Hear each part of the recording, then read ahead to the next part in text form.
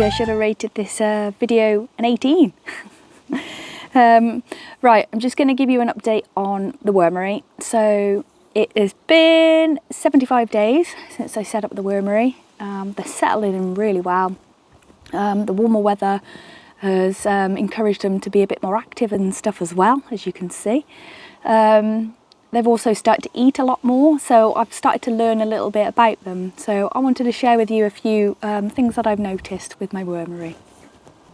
So first of all, I have noticed that they love fruit. Their favourite is banana and melon. As you can see from this bit, as soon as you put a little bit of melon in, squidgy side down, they're all under it, eating all the soft stuff. They're not too bothered about the skin, they'll leave that till last. It's the same with the bananas as well, so they'll eat all the soft bit first and then leave the skin till last. Worms definitely prefer softer foods and fruit and things like that. I guess it's easier for them to kind of chomp down on and digest. Their least favourite food, I would have to say, is lettuce.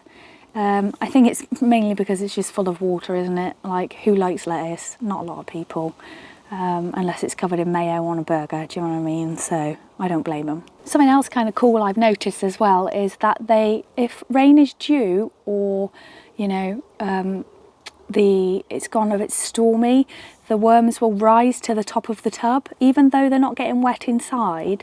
So I googled it, and they can actually sense air pressure as well. And then when rain is due, the air around them gets humid, so they obviously go up to get more oxygen and stuff like that. So I thought that was really cool. We had a stormy day here, and I was like, check the worms. Nope, it's not going to rain. The worms are at the bottom. And I was right, and it was absolutely mental. It looked like the heavens were going to open. So yeah, it's crazy. So I read somewhere that when the worms have a ring around their body, that means that they're pregnant. So I googled it, because a couple of mine have got rings around their body. So I had a look, and actually it means that they are sexually mature rather than pregnant. The ring around their body is called a I have to say this carefully. Clatellum. I'll put the word on the screen, you can see why I had to say it carefully. So once they have a clatellum, that will signify they are ready to mate. So after mating, the clatellum forms a mucus ring around it, and then a cocoon is produced. The cocoon will sit in the worm bin for 3 weeks and then hatch, and it can hatch up to 2 to 5 worms. I've got loads of eggs in there at the moment, so it must be breeding season for the wormies. I'm not sure actually if they breed all year round. I would imagine that they would breed during the warmer times, like most things do, but I'll have a look in the winter as well. Also, did you know a group of worms is called a clue? C-L-E-W. I didn't know that either.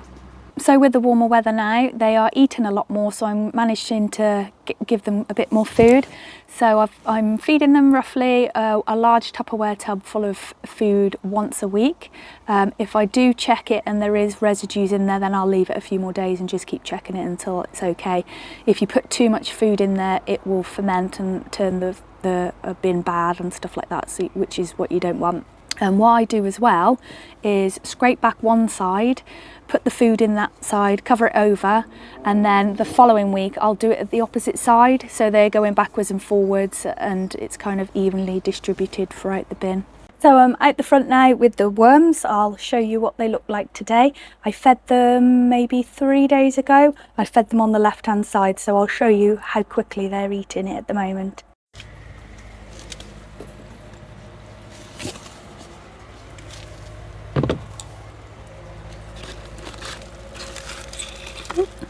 A lot of little bums ducking under the surface there. There's a little bit there. So I fed them on this side here. So if you dig down, you will see more action on this side. So this is the side here. There we go. So most of the worms are over this side. Oh, oh, that's a leaf. I was going to say they devoured it, but yeah, there's a bit left. See, you can see all the food in there, and this is where a lot of the worms will be. They'll migrate over to this side, or even be on there. And then this side where I fed them before, there was a tiny bit of banana skin left. There you go, see, they're not bothered about that. They will break it down, but there's more interesting things to eat at the moment. They're still having a go at it, look. Yeah, it's mainly just skins left on this side now, but there's still some over this side. Oh, they're still having a go.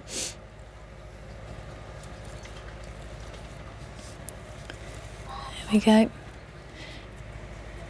So that's them today. The material in the bin now is mostly castings. It's looking absolutely gorgeous.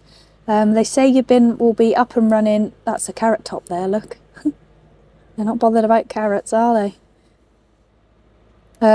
So they say that the bin will pretty much be up to speed in about 6 months or so. So this is roughly 3 months old. No, it's not even 3 months old, is it? If it's 75 days, so it's just over a couple of months. So this will be just like this, feed in every week if they need it, and just leaving them to it for another 4 or 5 months or so. And then I'll start looking at maybe the next layer down and moving them over and harvesting some of the castings. So what I'll do is I'll give you another update then. But that's it really, not a lot to talk about. They're just worms doing worm things, so I'll leave them to it. But anyway, thank you so much for watching, and I'll keep you updated when I harvest some castings. Have a great week, guys. Bye bye.